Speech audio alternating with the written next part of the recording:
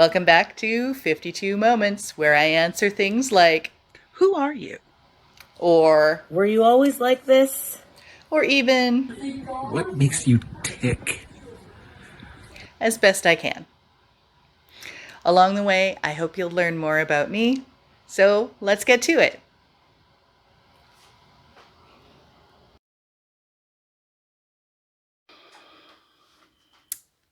Welcome back. This episode, I am just calling So Much Death. I thought of some sassy titles and silly things, but in the end, it's just about how I have reacted to some big deaths and then a succession of deaths in my life. And we will start with the biggest one, which was when my brother died, which was 5 years ago today as I'm recording this. He was 3 years younger than me. No one saw that coming. No one.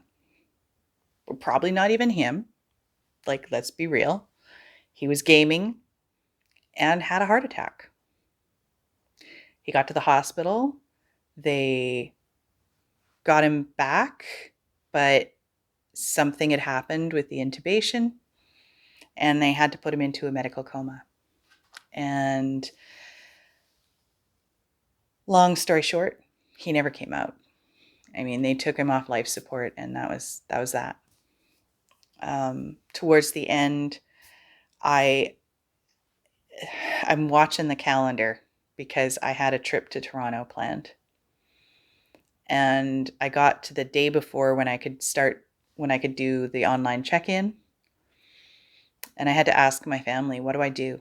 Do you want me to stay here or are you okay if I travel? Like where do you want me? Because I was torn. I knew there was nothing I could do except be support for my family.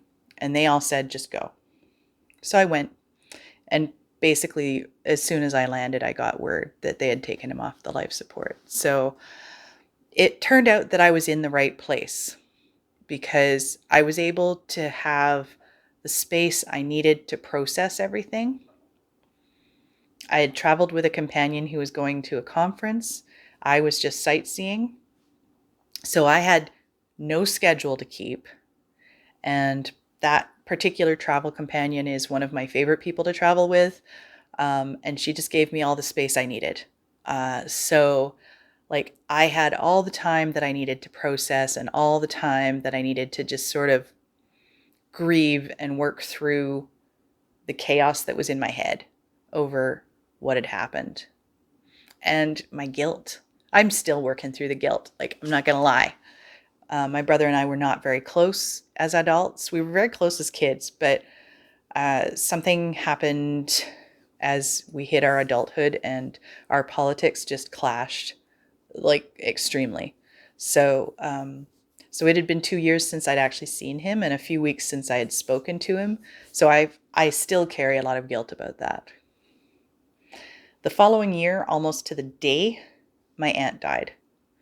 So she died 10 days after she retired, and all of her plans evaporated with that. Like, she didn't even get her first pension check.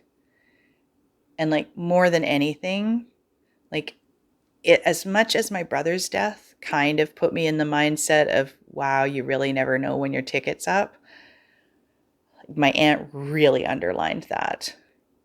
Because like, we all have our little bucket lists and our one day like ideas of what we want to do, and she didn't get to do anything because she worked so hard for her whole life.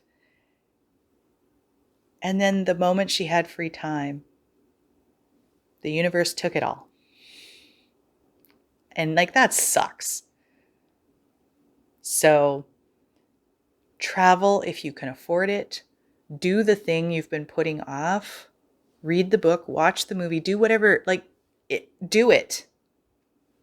That's how I live now. And in 2018, after my aunt died, there was a succession of deaths in my life. I had a friend took her own life. Another friend died of cancer.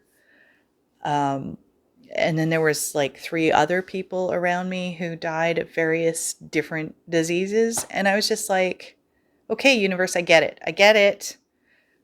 Message received. Got it. Okay.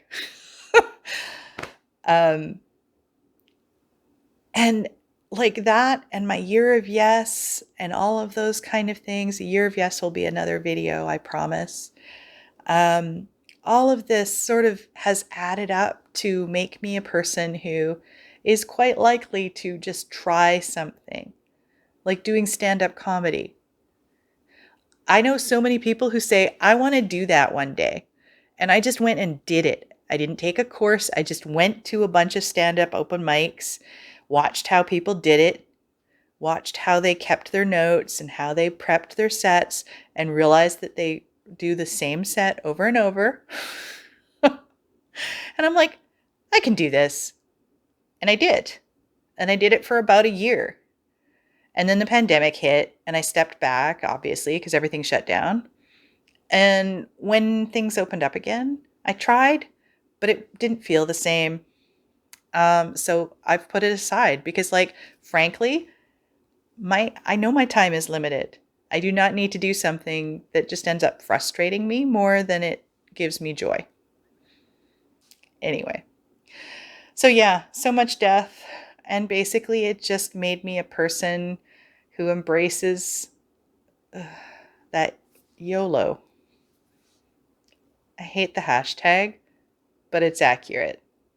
Same as Carpe Diem, which, thanks to the Dead Poets Society, is also overdone. But I will carpe the heck out of every diem as much as I can. And sometimes that means taking the rest, like just resting. I know that that's important for my body as well and my mental health. So I do a lot more things that are just to make me happy. It's not at the expense of everyone else, but that's how I live. Anyway, thank you for tuning in and for listening to me, and I hope you'll come back again next time. And I'll try to make it a more lighter post next time.